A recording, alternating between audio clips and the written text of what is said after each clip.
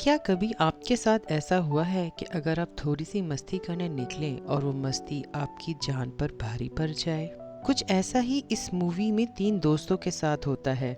इस मूवी का नाम है फ्रोज़न, जो 2010 में रिलीज़ हुई थी। कहानी के 3 मेन किरदार हैं, पार्कर, उसका बॉयफ्रेंड डैन और डैन का बचपन का दोस्त जोई।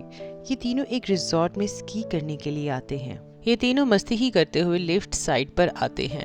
डैन पार्कर को कहता है कि थोड़ी मस्ती करे और लिफ्ट अटेंडर से किसी तरह लिफ्ट की टिकटों में थोड़ा सा डिस्काउंट ले।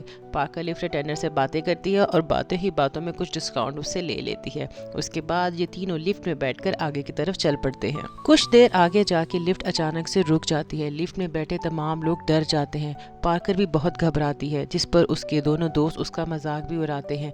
लेकिन अचानक ही लिफ्ट स्टार्ट हो जाती है और वो फिर माउंटेन पे स्की करने पहुंच जाते हैं। वो तीनों पहाड़ पर काफी देर तक स्की करते हैं। पार्कर को स्की करना बिल्कुल नहीं आता और वो बार बार गिरती जाती है, जिस पर जो और डैन उसको संभालते रहते हैं और खुद बिल्कुल भी एंजॉय नहीं कर पाते। कुछ देर बाद वो वहाँ से बोर होकर वापस रेस्टोरेंट आ जाते हैं। जोई डैन को बोलता है कि उसे स्की करने में बिल्कुल भी मज़ा नहीं आया और उन्हें दोबारा जाना चाहिए इस वक्त स्की करने के लिए, लेकिन डैन वहां जाने से इनकार करता है। कुछ देर बाद पार्कर भी वहां आती है और सॉरी बोलती है कि उसकी वजह से वो दोनों एंजॉय नहीं कर पाए। जोई भी उसे बोलता है कि हमें दोबारा जाना चाहिए, जिस पे पार्कर मान जाती है और वो दोबारा स्की करने के लिए तैयार हो जाते हैं। इसके बाद वो तीनों लिफ्ट साइड पर आते हैं। वहाँ आकर लिफ्ट अटेंडर को बोलते हैं कि वो स्की करना चाहते हैं, लेकिन लिफ्ट अटेंडर बोलता है कि अभी बहुत रात हो चुकी है और लिफ्ट का टाइम खत्म हो गया है, इसके अलावा तूफान भी आने वाला है। लेकिन वो तीनों से इंसिस्ट करते हैं और थोड़ी सी रिश्वत देते हैं, जिस पर लिफ्ट अटेंडर मान जाता है। उसके बाद वो तीनों लिफ्ट में बैठते हैं और लिफ्ट चल पड़ती है। कुछ देर बाद एक और वर्कर वहां आता है और वो लिफ्ट मैन को बोलता है कि उसे बॉस बुला रहे हैं। उसकी अगले हफ्ते की छुट्टियां ख़त्म हो गई हैं, जिस पर लिफ्ट मैन को बहुत गुस्सा आता है और वहां से निकल जाता है। जाते वक्त वो अपने साथी को वर्कर को बोलता है कि अभी 3 लोग स्की करने गए हैं, जैसे ही वो वापस आए तो उनके आने के बाद लिफ्ट बंद कर देना। कुछ देर बाद को वर्कर 3 लोगों को नीचे स्की करते हुए आता देखता है। वो समझता है ये वही 3 लोग हैं जिसके मुतालिक उसके साथी ने उसे बताया था। उनको वापस आता देखकर वो लिफ्ट के बटन को बंद कर देता है, जिससे लिफ्ट रुक जाती है। लिफ्ट के बंद होते ही ये तीनों दोस्त हवा में लटक जाते हैं। इन्हें लगता है कि सुबह की तरह लिफ्ट बंद हुई है और अभी कुछ ही देर बाद दोबारा स्टार्ट हो जाएगी, लेकिन काफी वक्त बीत जाता है और लिफ्ट स्टार्ट नहीं होती। वो नोट करते हैं कि लाइटें भी सारी बंद हो गई हैं। उन्हें लगता है कि जरूर कुछ ना कुछ गड़बड़ है और वो परेशान होना शुरू हो जाते हैं। ये तीनों जान जाते हैं कि वो लिफ्ट में फंस चुके हैं और वो काफी परेशान हो जाते हैं। ठंड भी बहुत ज्यादा बढ़ रही होती है। उसके बाद वो बहुत चीखते हैं, चिल्लाते हैं ताकि कोई उनकी मदद के लिए आ सके, लेकिन वहाँ पर कोई भी नहीं होता जब तक उनकी आवाज़ जा सके।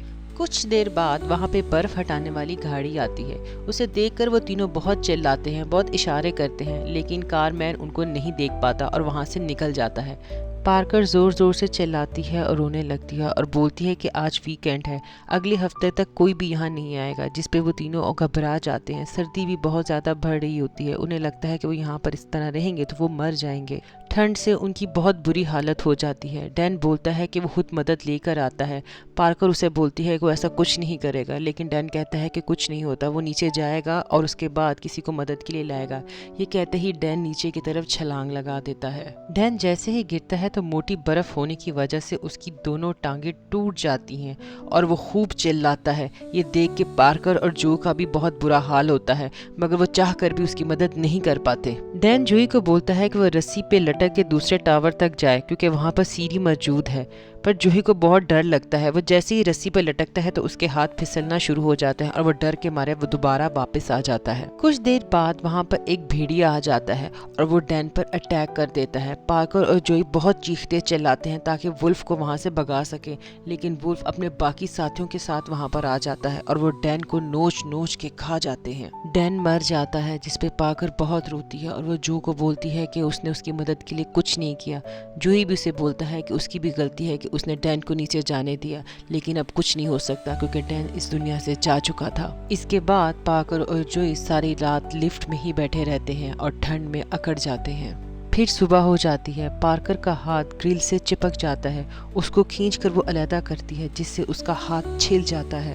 अब धूप निकल आती है जिससे दोनों को राहत मिलती है। अब जोई टावर पे जाने की दोबारा कोशिश करता है। वो रस्सी पे लटकता हुआ किसी तरह से दूसरे टावर तक पहुंच जाता है, लेकिन ऐसा करते हुए उसके दोनों हाथ बुरी तरह से जख्मी हो जाते हैं। टावर पे जाते ही सीढ़ी की मदद से जो नीचे की तरफ आ जाता है, लेकिन वो जैसे ही नीचे उतरता है भेड़िए उस पर अटैक कर देते हैं, जो उनको देखकर वहां से भागता है। काफी घंटे बीत जाते हैं। पार्कर समझ जाती है कि जो भेड़ियों का शिकार हो गया है, लेकिन फिर भी वो सारी रात उसका इंतजार करती है, लेकिन वो नहीं आता और सुबह हो जाती है। पार्कर का ठंड से बुरा हाल हो चुका होता है। पार्कर फैसला करती है कि वो अब खुद ही नीचे जाएगी। फिर वो रस्सी की मदद से लटक कर दोबारा टावर की तरफ जाना शुरू करती है, लेकिन नट ढीली होने की वजह से अचानक ही लिफ्ट गिर जाती है और पार्कर जमीन पर गिर पड़ती है, जिससे उसकी टांगें जख्मी हो जाती हैं। बहुत मुश्किल से वो अपने आप को घसीटते हुए आगे की तरफ बढ़ती है। कुछ आगे जाके उसे जो की डेड बॉडी मिलती है, जिसके पास भेड़िए मौजूद होते हैं, जिन्हें वो देख के डर जाती है। लेकिन ये भेड़िए पार्कर पर अटैक नहीं करते। शायद उनका पेट जो और डैन को खाने के बाद काफी भर चुका होता है। पार्कर अपने आप को दर्द में घसीटते हुए किसी तरह से सड़क तक ले आती है और वहां पहुंचकर वो बेहोश हो जाती है।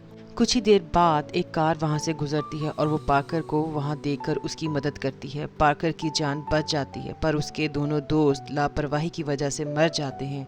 इस हादसे का एहसास उसे अब सारी जिंदगी रहेगा।